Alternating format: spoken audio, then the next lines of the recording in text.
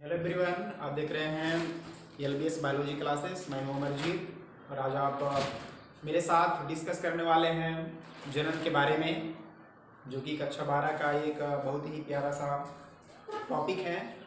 तो आइए देखते हैं जनन क्या है, किसी भी जीव के लिए जनन करना कितना आवश्यक होता है, क्या आवश्यकता पड़ती है किसी जीव के लिए जनन करने की। तो फिलहाल इसकी विस्तृत जानकारी आज के इस वीडियो के माध्यम से आपको मिलेगी। तो सबसे पहले आइए देखते हैं जनन क्या है, फिर देखेंगे उसकी आवश्यकता क्या है और लास्ट में देखेंगे जनन के कितने प्रकार होते हैं। तो एक एक करके देखते हैं। सबसे पहले आइए देखते हैं जनन क्या है। तो जनन किसी भी जीव की जातियों को पृथ्वी पर लगातार बनाए रखने के लिए एक बहुत ही जरूरी प्रक्रिया है, जो कि सभी जीव जंतुओं के लिए बहुत ही आवश्यक है। उसकी परिभाषा बहुत सरल ढंग से आप बना सकते हैं। यहाँ आप देख रहे हैं इसकी इंग्लिश मीनिंग लिखी गई है रिप्रोडक्शन, जिसमें दो शब्द आपको दिखाई दे रहे हैं, पहला तो री और दूसरा प्रोडक्शन। परिभाषा बहुत सरल ढंग से आप बना सकते हैं। री का मतलब होता है दोबारा, पुनः। प्रोडक्शन का मतलब है उत्पन्न करना। तो आप जानते हैं कि किसी भी जीव जाति की एक निश्चित जीवन अवधि होती है, जिसको पूरा करने के बाद उसकी मृत्यु हो जाती है। उस जन्म और मृत्यु के बीच के समय को उसका जीवन काल कहते हैं। तो जीवन काल पूरा होने से पहले जीव अपनी ही जैसी जातियों को पृथ्वी पर उत्पन्न कर जाता है, जिसके कारण उसकी प्रजाति की निरंतरता लगातार पृथ्वी पर बनी रहती है। तो परिभाषा बना सकते हैं, किसी भी जीव जाति के द्वारा अपनी ही जैसी प्रजातियों को उत्पन्न करने की प्रक्रिया को जनन कहते हैं। ठीक। नेक्स्ट जो प्रक्रिया है, जनन की आवश्यकता क्यों पड़ती है। जैसे कि मैंने अभी इसके पहले ही बताया कि प्रत्येक जीव जाति की एक निश्चित जीवन अवधि होती है, जिसके पश्चात उसकी मृत्यु हो जाती है। जीवन अवधि क्या है, जिसको आप कहते हैं जीवन काल, लाइफ स्पान जिसको बोलते हैं। जीवन काल आप जान लीजिए क्या है। किसी भी जीव के जन्म से लेकर उसकी प्राकृतिक मृत्यु, किसी भी जीव के जन्म से लेकर उसकी प्राकृतिक मृत्यु तक का जो समय होता है, उस समय को कहते हैं जीव का जीवन काल। जैसे मान लीजिए कोई वस्तु, कोई जीव आज जन्म ले रहा है, 10 सालों बाद इसकी मृत्यु हो जा रही है, तो इसका जीवन काल कितना हुआ? 10 वर्ष। अब उसी जीवन काल के अंदर जीव अपनी ही प्रजातियों को उत्पन्न करता है, जिससे उसकी जातियों की निरंतरता पृथ्वी पर बनी रहती है। तो जनन की परिभाषा आपको क्लियर हुई। किसी जीव जाति के द्वारा अपनी जैसी प्रजातियों को उत्पन्न करने की प्रक्रिया जनन कहलाती है। आवश्यकता क्यों पड़ती है? सबसे पहले जो आवश्यकता है किसी भी जीव के जनन करने के लिए, वह है अपनी जातियों को पृथ्वी पर निरंतर बनाए रखने के लिए। दूसरी जो आवश्यकता है वह है भोजन की जो निरंतरता है, फूड चेन। एक जीव दूसरे जीव से जिस कदर जुड़े होते हैं, उस क्रम को बनाए रखने के लिए भी जनन करना बहुत ही आवश्यक है। तो इसलिए किसी भी जीव के लिए जनन करना बहुत ही आवश्यक है, ताकि उसकी जातियों की निरंतरता लगातार पृथ्वी पर बनी रहे। नेक्स्ट जो आपका टॉपिक है वह है जनन के प्रकार। जनन का प्रकार अगर आप देखें तो पृथ्वी पर जितने भी जीवों की जातियां हैं, वह प्राय 2 तरह के प्रजनन क्रिया को संपन्न करती हैं। पहला आपका है अलैंगिक जनन और दूसरा आपका है लैंगिक जनन।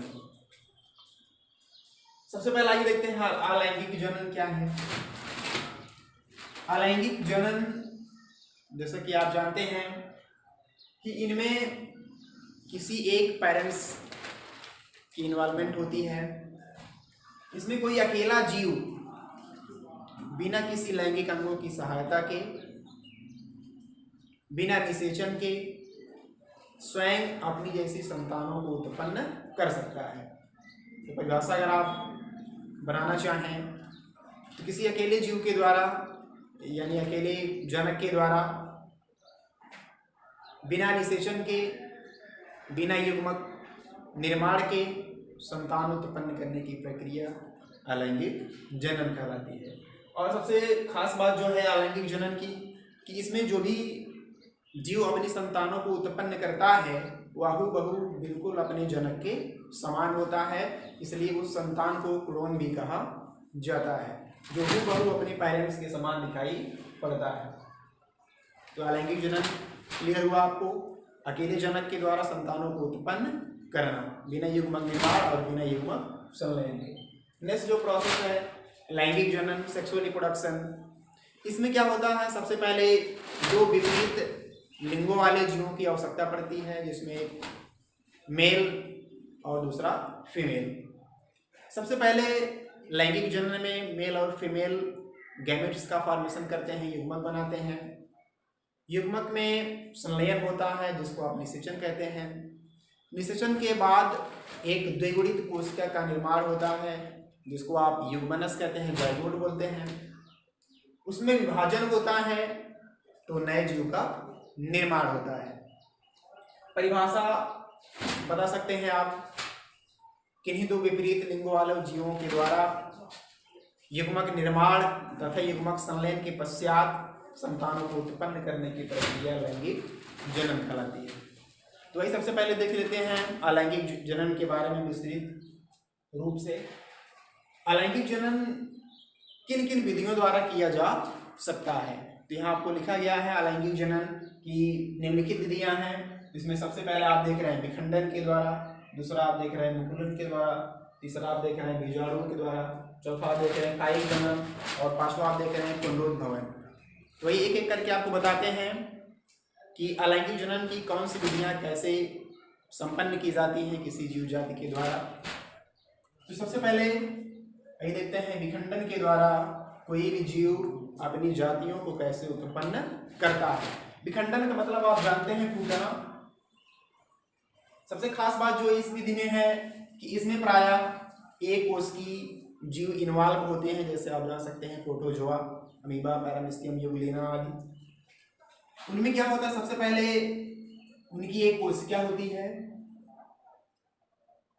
उस कोशिका में कोशिका विभाजन होना प्रारंभ करता है। सबसे पहले उनके केंद्रक में विभाजन होता है, केंद्रक दो भागों में टूट जाता है। केंद्रक विभाजन होने के बाद उनके जीवद्रव भी संकुचित हो जाते हैं और अंततः कोशिका टूट करके दो भागों में विभक्त हो जाती है, जिससे दो अलग संतानों की उत्पत्ति होती है। क्योंकि यह जो प्रक्रिया है यह कोशिका के टूटने के द्वारा हो रहा है, खंडित होने के द्वारा हो रहा है, इसलिए अलैंगिक जनन की जो विखंडन की विधियां हैं उसमें किसी जीव का शरीर दो खंडों में टूट जाता है और प्रत्येक टूटे हुए खंड से नए जीव का निर्माण हो जाता है। विखंडन प्राय दो विधियों द्वारा होता है, जैसा आप देख रहे हैं यहाँ द्विखंडन लिखा गया, बहुखंडन। तो बहुखंडन से क्या मतलब है, किसी जीव का शरीर अगर एक से अधिक खंडों में टूट जा रहा है, बहुत सारे खंडों में विभाजित हो जा रहा है। इसमें क्या होता है, किसी जीव का शरीर की जो कोशिका है वह बार बार विभाजित होकर के बहुत सारी कोशिकाओं का निर्माण कर लेते हैं और प्रत्येक कोशिका से नए जीव का निर्माण हो जाता है। जैसे आप देख सकते हैं, मान लीजिए यह एक पेरेंट्स की कोशिका है, कोई एक कोशिकीय जीव है, इसका जो शरीर है ये कई सारे खंडों में टूट जाए ऐसे करके, और लास्ट में क्या हो, प्रत्येक टूटे हुए खंड से एक नए नए जीव का निर्माण हो जाए। तो इस प्रक्रिया को आप कह सकते हैं बहुखंडन द्वारा अलैंगिक जन्म। इसमें क्या होता है, किसी जीव का शरीर एक या बहुत सारे खंडों में टूट जाता है और प्रत्येक टूटे हुए खंड से नए जीव का निर्माण हो जाता है।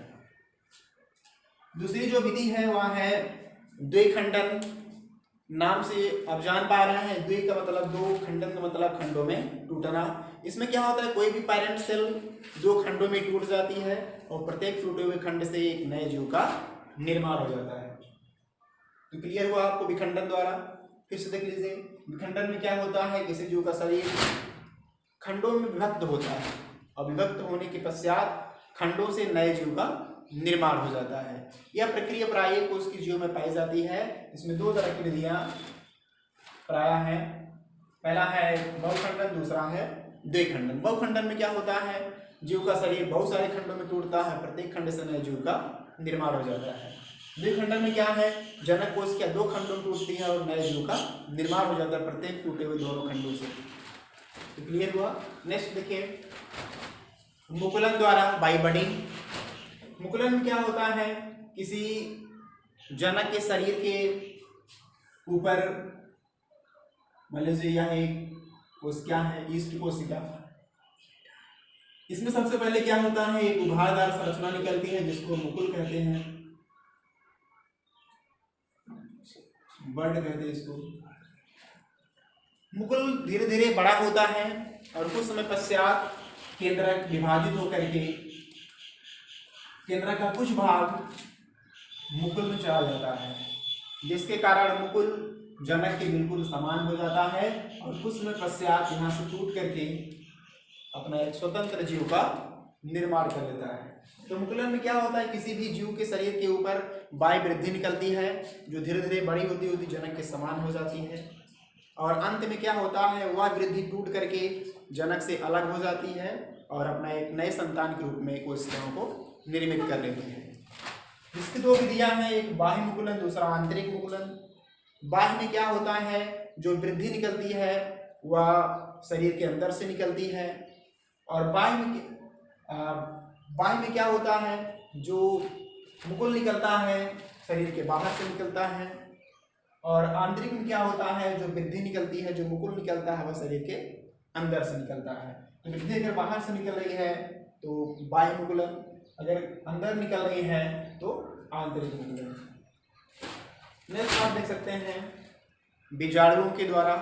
इसमें क्या होता है, कुछ जली कवक शैवाल जो जल में पाए जाते हैं, उनमें उनकी जो कवक होते हैं, जो शैवाल होते हैं, उनके सबसे ऊपरी सिरे पर एक बीजाणु धानी बनती है जिसमें कुछ कोशिकाएं धीरे धीरे निर्मित होती हैं जिनको बीजाणु कहते हैं। कुछ समय पश्चात बीजाणु धानी फटती है, बीजाणु बाहर निकलते हैं और बाहर निकल करके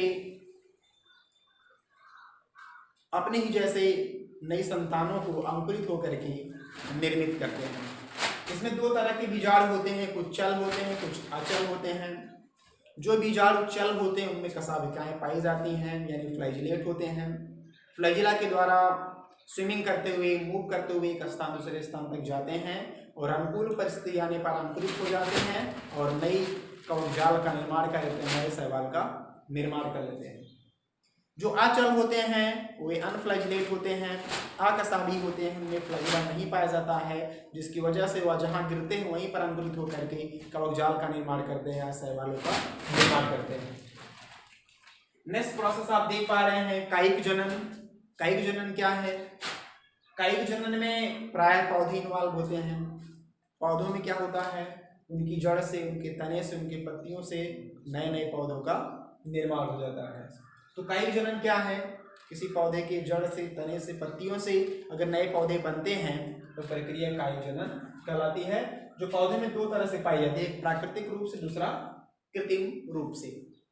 प्राकृतिक में क्या होता है, किसी पौधे में प्राकृतिक रूप से अपनी संतानों को उत्पन्न करने की क्षमता होती है, अपने तनों से, अपनी जड़ों से, अपने पत्तियों से। जैसा आप देख सकते हैं आलू एक तना है जिसको काट करके जमीन में बोया जाता है और नए पौधे उत्पन्न हो जाते हैं। गुलाब का पौधा आप देख सकते हैं, तने को काट करके लगाते हैं, नया पौधा उत्पन्न हो जाता है। तो ये इसकी प्राकृतिक विधियां हैं। अगर किसी पौधे में प्राकृतिक रूप से वृद्धि करने की क्षमता पाई जाती है, अपनी संतानों को उत्पन्न करने की क्षमता पाई जाती है अपने जड़ के द्वारा, अपने तनों के द्वारा, अपनी पत्तियों के द्वारा, तो इसको आप कह सकते हैं प्राकृतिक का एक जन्म। कृत्रिम में क्या होता है, किसी पौधे में अंकुरित होने की क्षमता उनके तनों में, उनकी पत्तियों में नहीं पाई जाती है, लेकिन मानव के द्वारा उनमें जनन करने की क्षमता विकसित की जाती है। जैसे आप देख सकते हैं कलम बांधना, दाब लगाना, यह सारी कृत्रिम कायिक जनन की विधियां हैं। नेक्स्ट आप जो प्रोसेस आपका बचा है वह है पुनरुद्भवन यानी रीजनरेशन, पुनर्निर्मित होने की क्षमता। इसमें क्या होता है, किसी जनक का शरीर कहीं से भी कट जाता है, फट जाता है, टूट जाता है और उस फूटे हुए खंड से नए जीव का निर्माण हो जाता है। तो प्रक्रिया कहलाती है पुनरुद्भवन, रीजनरेशन यानी पुनः निर्मित होने की क्षमता। तो इस तरह की आगे भी वीडियो के माध्यम से आपको क्लासें दी जाती रहेंगी। सबसे पहले तो आप चैनल को सब्सक्राइब कर लीजिए ताकि जो भी नई नई वीडियो हो आप तक पहुँचती रहे लगातार। तो आज का जो हमारा टॉपिक है यहीं पे ख़त्म होता है। बस ये आप मिलेंगे फिर से नई वीडियो के साथ।